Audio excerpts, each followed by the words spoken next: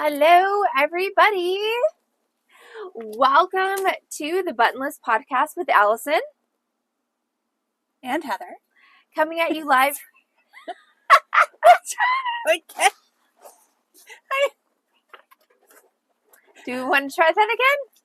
All right. Yes. Hi, everybody. Welcome to the Buttonless Podcast with Allison. And Heather. Coming at you live from Beading Dreams in Dallas, Texas. During this broadcast, we will delve into stories of jewelry past and present, looking to amuse, delight, and possibly disturb you. We record live bi-weekly on Twitch, Facebook, and YouTube. Because we record live, you may occasionally hear us interact with our stream viewers. You can join the online conversation by tuning into any of our channels at 7:45 p.m. Central Time on Wednesdays. Just a warning, sometimes we get a little spicy. What? Please be aware that the following broadcast may contain mature content. Thank you for supporting small businesses, and we hope you enjoy our show. So, hi all, I'm Allison. And I'm Heather. And thanks for joining us here on the Button List. In this episode, we will be telling the tale of the affair of the diamond necklace, which is a scandal from the declining days of Imperial France.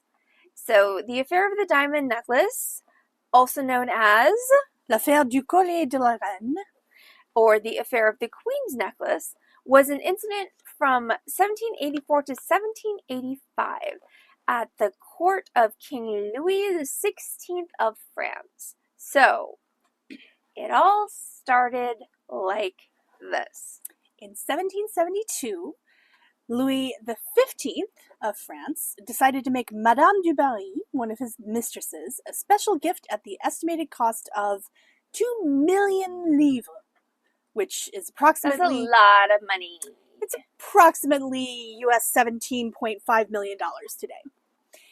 He requests a diamond necklace that would surpass all others in grandeur. It took Parisian jewelers Charles-Auguste Baumer and Paul Bassange several years and a great deal of money, because not everything, to gather an appropriate set of diamonds. By the time the necklace was complete, they were on the verge of bankruptcy. In the meantime, while they're doing all this work at their own expense, Louis XV dies of smallpox. Oh, no. Yeah. And his grandson and successor banished Madame du Barry from the court. Womp womp. So sad. Yes. So with the death of Louis XV, Baumer and Bassange become desperate to sell the necklace, obviously, to recoup their costs, because they didn't take any upfront payment. And so now they've found all these diamonds for the necklace to end all necklaces. And this is why you should always take at least partial payment in advance. Yes. We could just say. Take a lesson from this. Yeah. With the insanely high value of the necklace, the only feasible buyer is the French royal family. But there's a problem. Okay, so first of all, let's talk about the necklace. Yes. According to historian Thomas Carlyle, the necklace consisted of a row of 17 glorious diamonds, almost as large as filberts, which are hazelnuts, yes. A 3-wreathed festoon and pendants enough, simple pear-shaped, multiple star-shaped, or clustering amorphous, to encircle around a very queen of diamonds. So, this is not a shy and retiring piece of jewelry. No. The jewelers... It's not demure. It's not demure. Cutesy. It's not my fault. No. Nope. So, the jewelers really hoped that, because, again, these poor dudes have bankrupted themselves to create this necklace for a monarch who is now dead, for a woman who has been banished from court. Banished. And they've got this incredibly sparkly albatross that they now need to unload in order to, feed themselves. So, Yes. the jewelers hoped that this product would be something that the new Queen of France, Marie Antoinette, who was renowned for her covetousness and her appreciation of fine jewels. So they were hoping that Marie Antoinette would buy, or the king would buy the necklace. So in 1778, Louis XVI, who was Louis V's grandson, 15th. yes, offers the necklace to his wife, Marie Antoinette, as a present. She refuses. She reportedly stated, we have more need of 74s, which are battleships, than of necklaces. So she was basically at that point saying that the French Republic needed defense more than she needed baubles.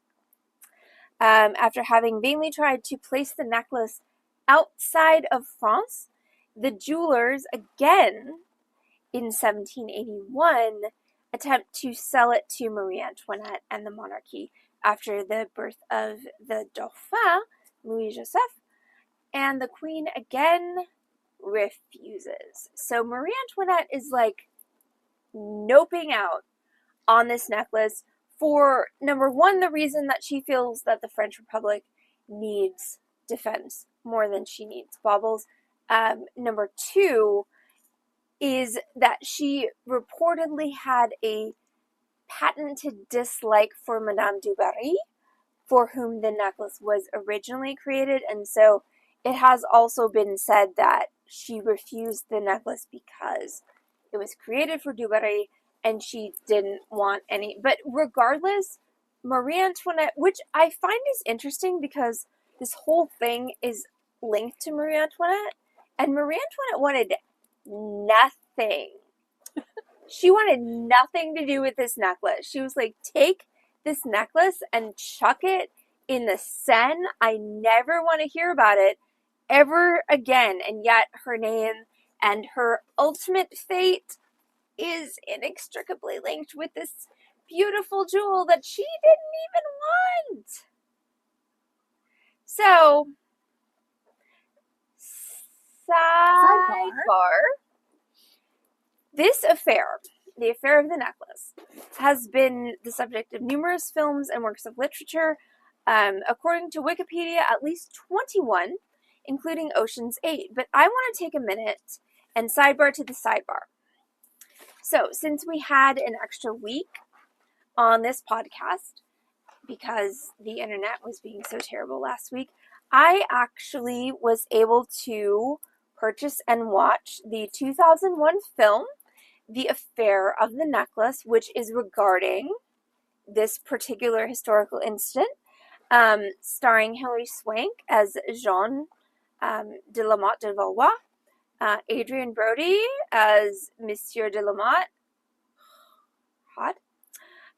Jonathan Pryce as the Cardinal, Simon Baker as Berthaud de Viette, and Christopher Walken as Count Cagliostro. So, let's talk just a little bit about how this movie differs from the actual historical factoids of this incident. So, historically, what is recorded is Jeanne de la Motte de Viette. Her family was financially precarious.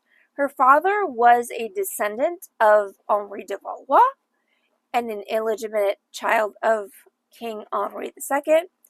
Her father was known as a drunkard, and they did not enjoy a pastoral existence. In the movie, Jeanne is ripped from an idyllic family life on a palatial estate. Her father is killed by royal guards of the French court because he is a rebel. And according to the screenplay, Jeanne did everything that she did to get back, quote unquote, the life she should have had. So, hi Corvus.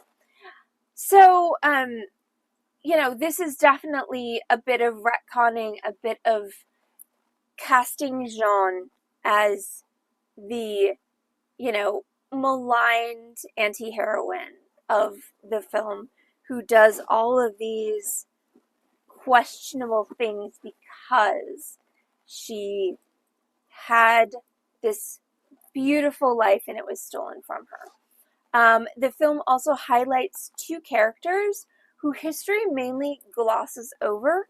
Jeanne de Viette, who historically is really only referred to as a forger who was adept at replicating Marie Antoinette's hand and therefore wrote a lot of the correspondence letters. And we'll get back to the letters in a little bit. But in the movie, he is portrayed as not only Jeanne's lover, but also her love, like the love of her life. And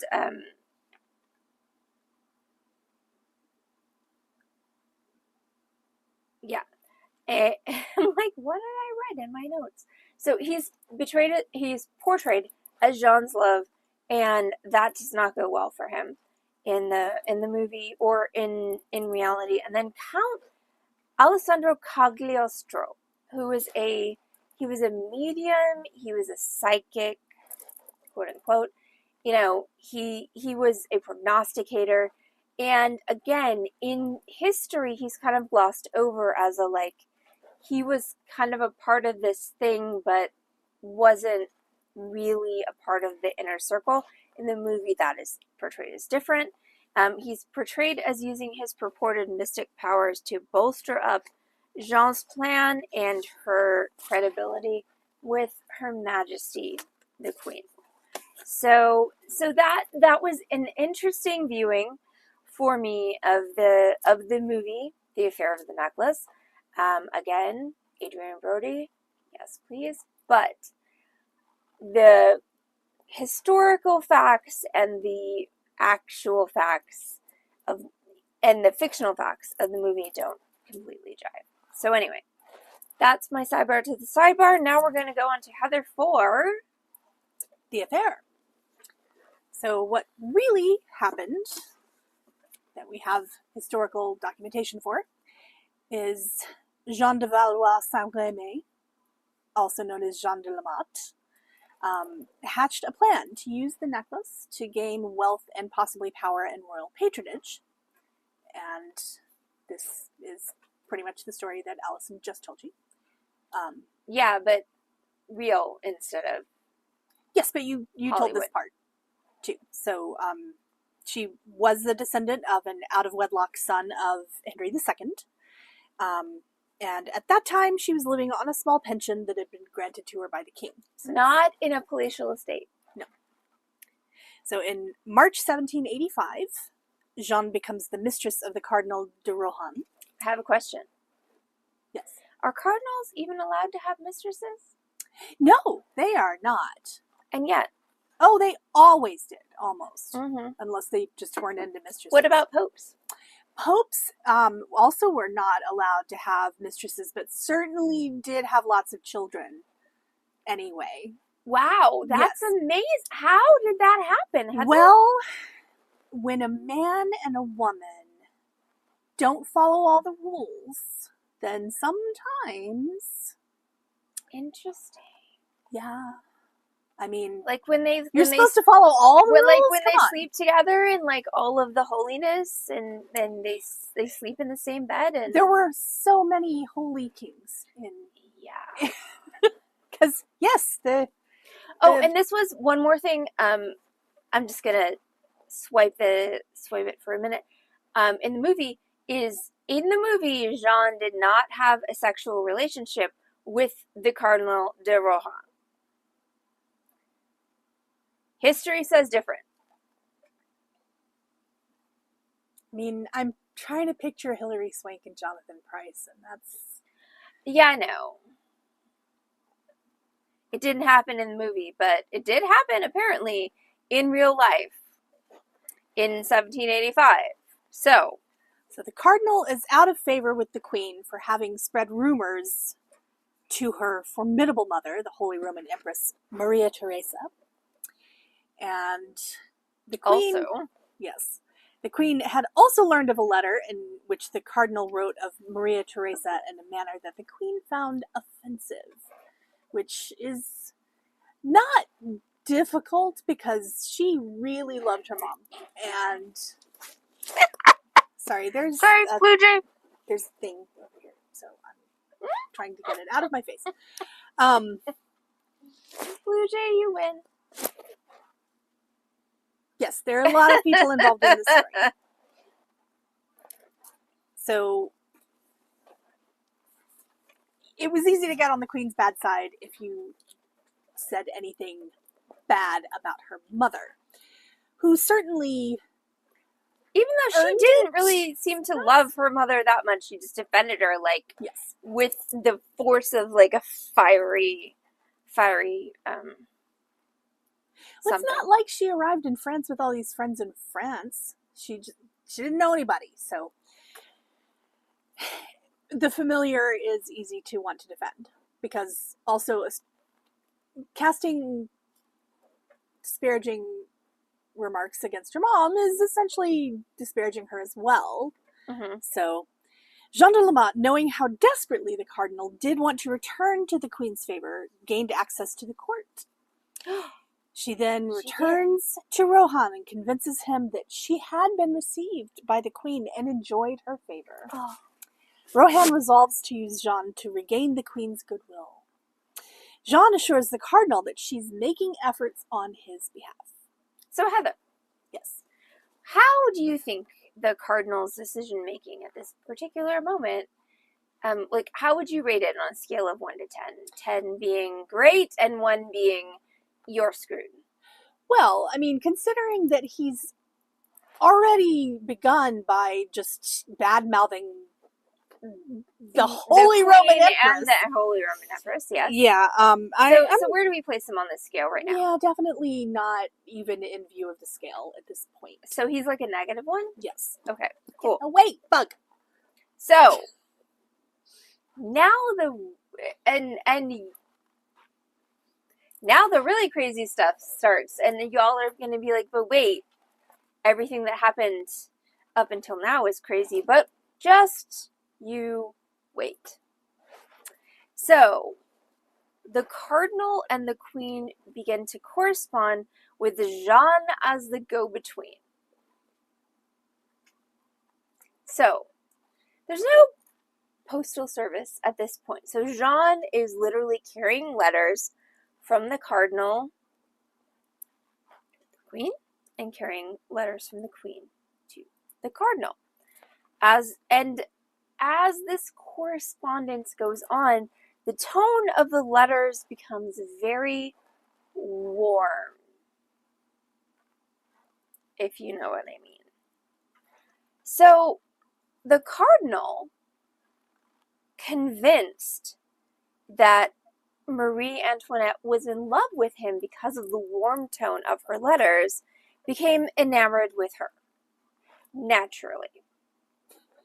Meanwhile, his mistress is still taking letters between. Yeah. So more about the letters later, but I think you can probably see where this is going. So, the Cardinal begs Jeanne to arrange a secret nighttime meeting with the Queen on his behalf. And this is August 1784.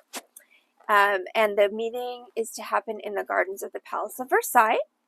The Cardinal meets with a woman whom he believes to the bottom of his heart to be Marie Antoinette. Hey, Heather. Yes, Allison. Who was in the garden with the Cardinal? Well, I bet that our audience may already have guessed that perhaps it was not actually the Queen Marie Antoinette. What? I know, but try and maintain your composure while I tell you that the woman was actually a prostitute. Nicole Legay d'Oliva. And oh my goodness. Yes, Jeanne had hired her because of her resemblance to the Queen. Rohan, because apparently he's got the old eyes, And also it's dark. It's like, It's well, and outside. and in the movie they also did portray her as appearing veiled. Well, that makes that sense too. may or may not be historically accurate, but that was how they did it in the movie. So he offers his new paramour a rose, and in her role as the queen, she promises him that she would forget their past disagreements. Yes. So now, Jeanne is really getting going. Jeanne takes advantage. Now she takes advantage. Only now, Only not now. before. Yeah. Of the cardinal's faith in her by borrowing large sums of money from him, telling him that they were for the queen's charity work. And again, he's still desperate to get on her good side. He's enamored of her. Of course he's going to do these things. And with that money, Jeanne makes her way into respectable society, continuing to openly boast about her mythical relationship with the queen. Her bestie, duh. BFF. Totally. Not Jeanne de Barry. That's... What? No? No, that's not her last name. De la Motte. Jeanne de Motte. Sorry, I will type that.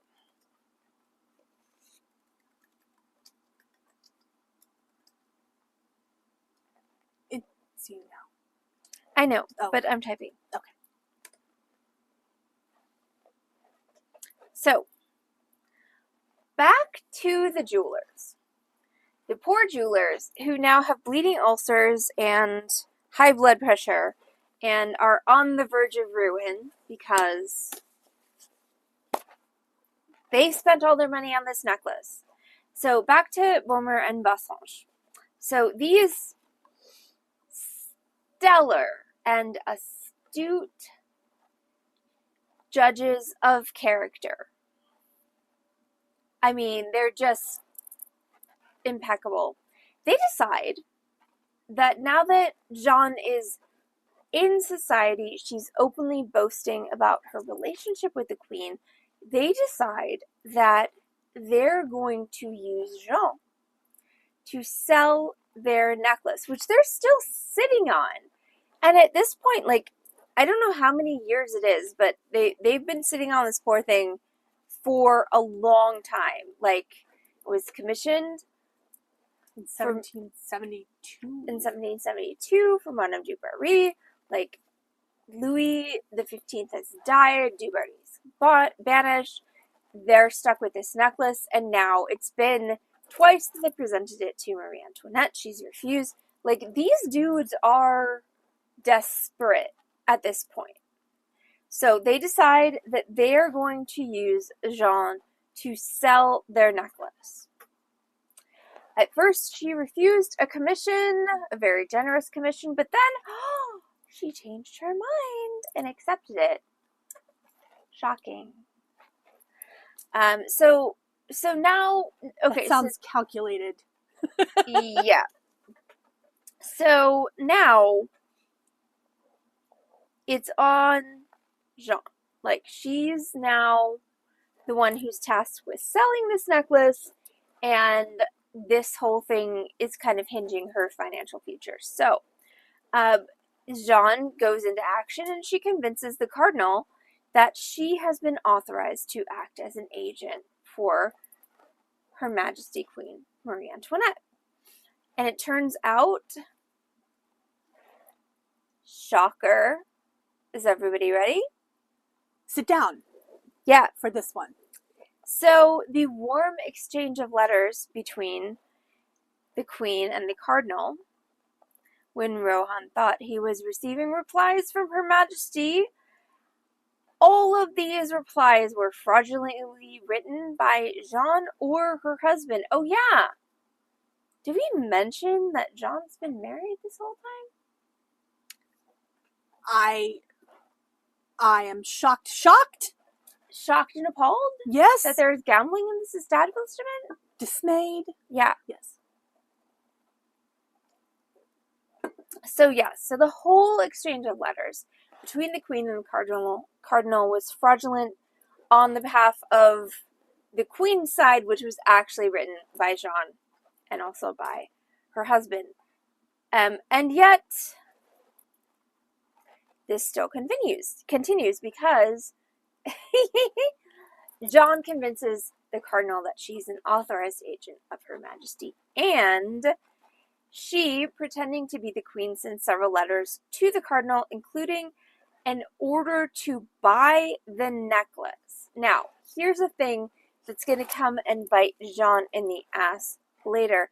So all of the letters were signed Marie Antoinette de France. However, at that time, royalty did not sign with their titles, only with their given names. At least in France. Yes.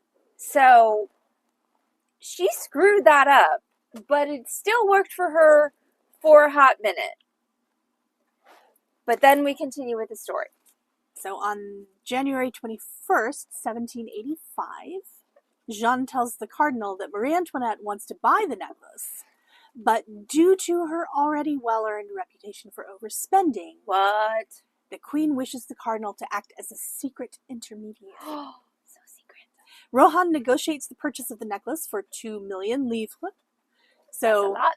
yeah, I mean, they're probably still losing a little money on it, considering how long it's been. Inflation, yeah. But it's to be paid in installments, and they're also allowing for that. He claims to have the Queen's authorization for the purchase, and shows the jewelers the conditions of the bargain in the Queen's handwriting. Rohan took the necklace to Jeanne's house, where a man, whom Rohan believed to be a valet of the Queen, came to fetch it. A man in Jeanne's house. Yes. Mm-hmm. So the diamond necklace was promptly picked apart, and the gems were immediately sold on the black markets of Paris and London by Madame de la Motte, Jeanne. When the time came to pay, Jeanne presents the Cardinal's notes, but they prove insufficient. What? I know. Beaumont complains to the Queen, who insists to him that she had neither ordered nor received the necklace, which is entirely true. She had the story of the negotiations repeated for her, and by August, they began making arrests, following which the scandal broke loose. The scandal. So, the main controversy surrounding the culmination of the event is the arrest of the Cardinal in the Hall of Mirrors at Versailles. I mean, if you're going to be arrested in the Hall of Mirrors. That's what I have to say about that. Yes. And also the trial that declared him innocent and Jeanne de la Motte Valois and her accomplices guilty. So, on 15 August 1785, the Cardinal was picked up in the Hall of Mirrors and taken before the King, the Queen, the Minister of the Court, and the Keeper of the Seals. Because, they apparently really wanted the intimidation factor to happen there. Yes. And it was demanded that he explain himself. Rohan produced a letter signed Marie Antoinette de France, and since royalty at that time in France signed with only their baptismal name, at this point the Cardinal was pretty screwed. So now the dominoes start to fall. Rohan is arrested and taken to the Bastille. On the way, he sent home a note ordering the destruction of his correspondence. What? Yes. I mean, he's already proven himself to be a sucker, and he doesn't want any more evidence of that getting out. And 3 days later, Jeanne is arrested, though the Cardinal's note gave her a chance to destroy her own papers as well. The police arrest the prostitute Nicole Leguy, as well as Reto de Viette, who confessed. What? Who? Okay. No! Stop! Really? Are we back? Apparently, we're just cursed by Marie Antoinette. I think we're cursed by Jeanne de la Motte. Yeah. But the Cardinal was just duped. Like, this is not... Okay. Hold on, let me just... Oh my gosh! It is ghosts! So, we've actually found a cursed piece of jewelry! We're not allowed to talk about it! It doesn't even exist anymore! It was taken apart! It's not a thing! It's...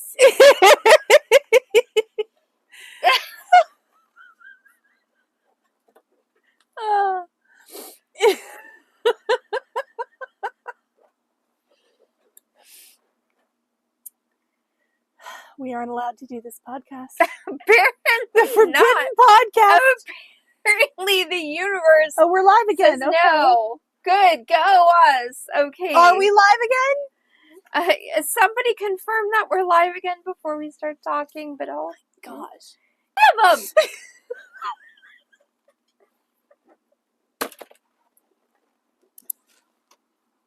I don't think it's going well.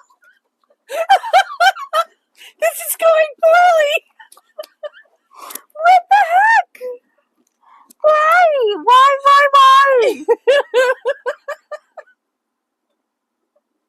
Why was Hillary Swank allowed to do this and we aren't? And Hillary Swank got paid a lot of money and we get paid nothing. We get paid nothing. What the hell? Okay, my watch says we're live again. No. We'll see. Are we live again? Is this... Somebody please. I don't know if this is gonna go the way that we want it to go. My gosh. I don't think I can't. Oh my god. What the hell? Oh.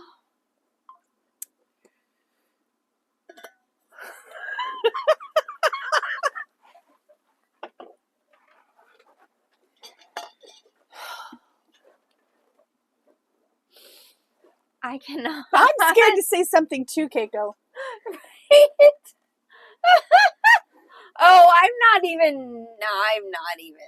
No. Of a mother. I don't think this is gonna happen again. What the hell? Because this is more times than the last time. Yeah, okay, but everything has worked. Except for the. What the hell? Seriously, like, what the heck? Cardinal, I didn't mean anything I said. Oh my god. Like, You're such a good boy. My gosh. what the fuck?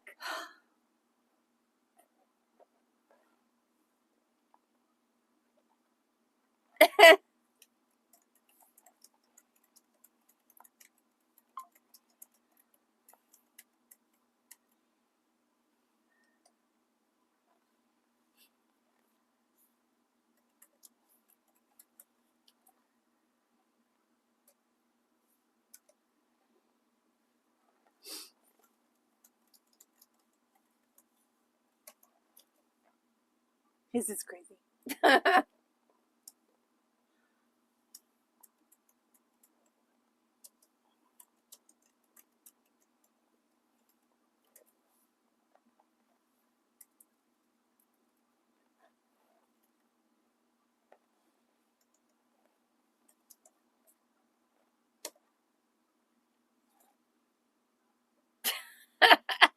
Right?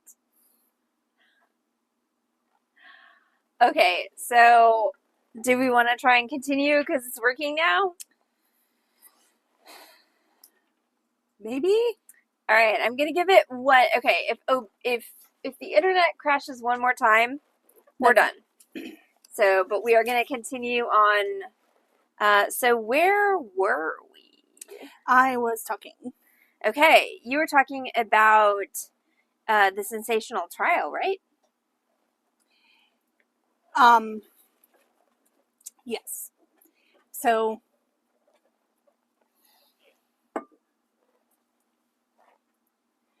So I don't actually know where it started to go really bad.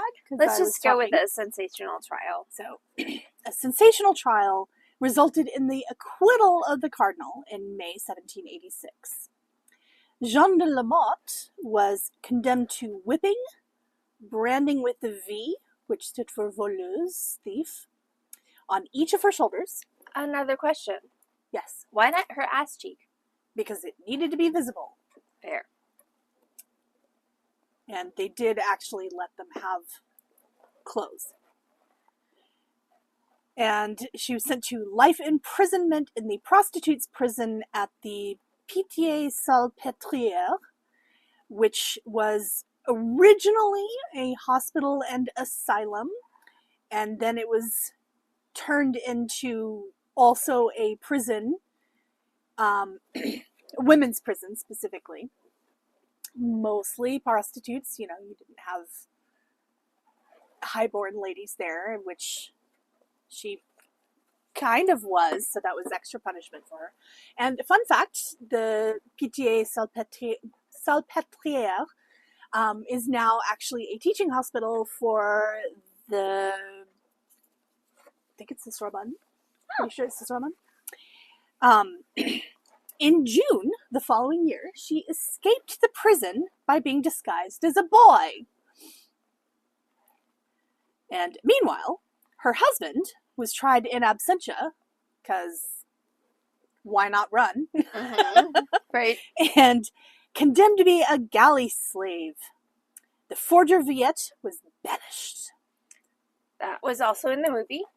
He was banished. That made the event a matter of public interest, rather than being handled quietly and privately, because this was very embarrassing to most people involved.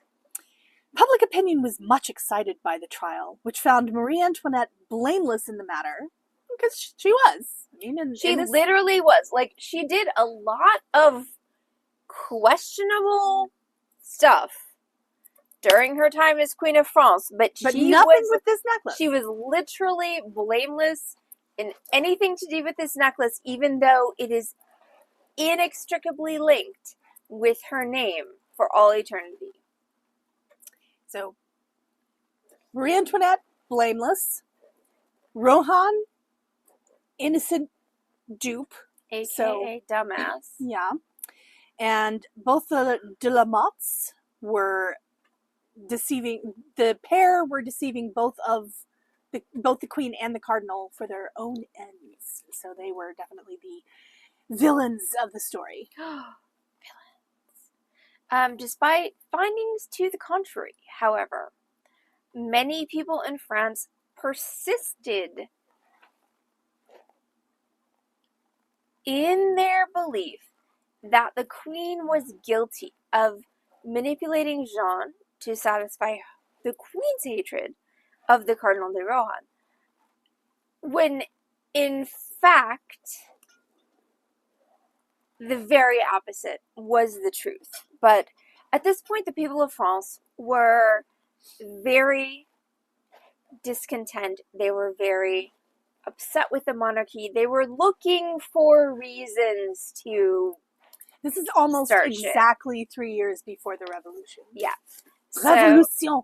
So this whole affaire de Collier led to a huge decline in the queen's popularity, which was already, like, her reputation was already tarnished by the perception of her as an unaware aristocrat spending the money of the Republic of France for her own desires, trinkets, balls, jewels, food, and basically sucking the Republic dry for her own sake. So this particular affair was a very kind of tabloid way for the revolutionaries to put a spin on this about, like, here, this is Marie Antoinette, and this is why she's bad for the Republic. So,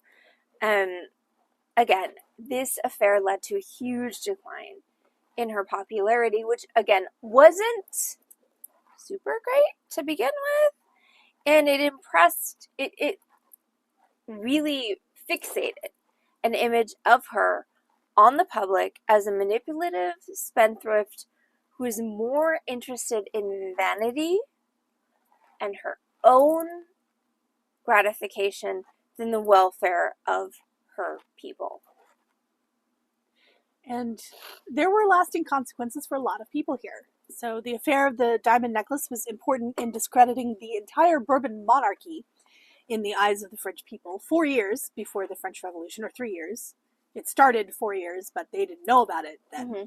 Marie Antoinette became even more unpopular, and malicious gossip about her made her a greater liability to her husband, so it drove a wedge between them. I mean, it's not like they were a big love match, but, you know, because royalty didn't get that at that point. They'd never even met before they got married. As usual. After the affair broke out to the general public, there was an increase in literature defaming the Queen. Her unpopularity was so great after the diamond necklace affair that it could no longer be ignored by either the Queen or the government. Her appearances in public all but ceased. As she was associated with the scandal, and already considered by some to be an enemy of the French people, because remember, Marie Antoinette, not French, her reputation was irreversibly destroyed. And she never recovered. Her reputation never recovered from this incident. Her early history of excessive spending had already blemished her popularity. So, like, she started off on the wrong foot. She was a teenager. Yeah. And so, you know. And made some choices that because teenagers, like, I'm sorry, but what teenager is actually equipped, especially a royal teenager at that time? Right. Like, and a female royal teen, like, no one gave her the tools to be a good monarch. So she was the best queen that she could possibly be, and unfortunately for her, she existed in a time where that wasn't good enough, and there was a really, really dramatic way that was communicated. But so her reputation never recovered from the affair of the necklace, even though, once again, she had nothing to do with the necklace. Nothing at all. But yet she was painted with that brush. Her reputation never recovered. And then her early history, when she was a very young bride, of excessive spending had already tarnished her popularity. And now the diamond necklace affair just kind of took public opinion and trebucheted it into near hatred for Marie Antoinette.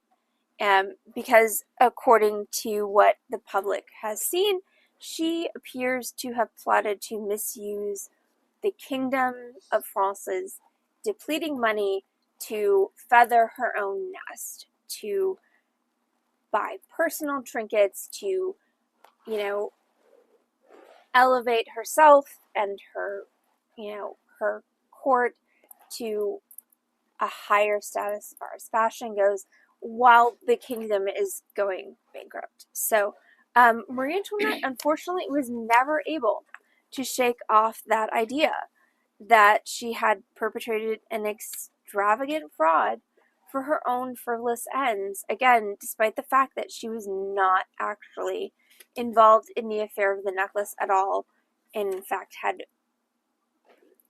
refused the necklace multiple times and said that the Republic of France needs X more than I need a necklace. But that never made it to the people. So, small silver lining, short-lived, tiny silver lining. The affair of the necklace did prompt Louis XVI to become closer to his wife.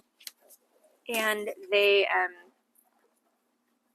he was inclined to be more defensive, and more responsive, more defensive of and more responsive to her before and during the revolution. But, you know, there's not really any coming back from that. Yeah. And hi, Dogsy. Since the necklace was almost immediately disassembled by Jeanne and sold in pieces, like it went out the door and it was... The location of the specific diamonds is unknown. So they're everywhere and nowhere. Diamond sales were not regulated, or they weren't regulated tightly or loosely at that time. So there was no provenance of it. And of course they were selling them on the black market too. So there wouldn't have been anyway. So... And also, per the ladies' notes, nor was the mail system. True. Because Jeanne was able to carry false notes. Should I do the outro by myself tonight?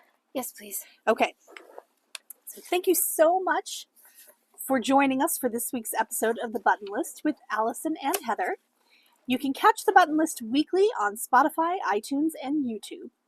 Watch our complimentary tutorials every Wednesday and Friday at 6:30-ish Central Time on Facebook, YouTube, and twitch.tv/Beading Dream. To stay informed on all things Beading Dreams, join our Discord, like us on Facebook, and follow us on Instagram. Good night, everyone. Good night. Thank you for listening. Bye, y'all. Maybe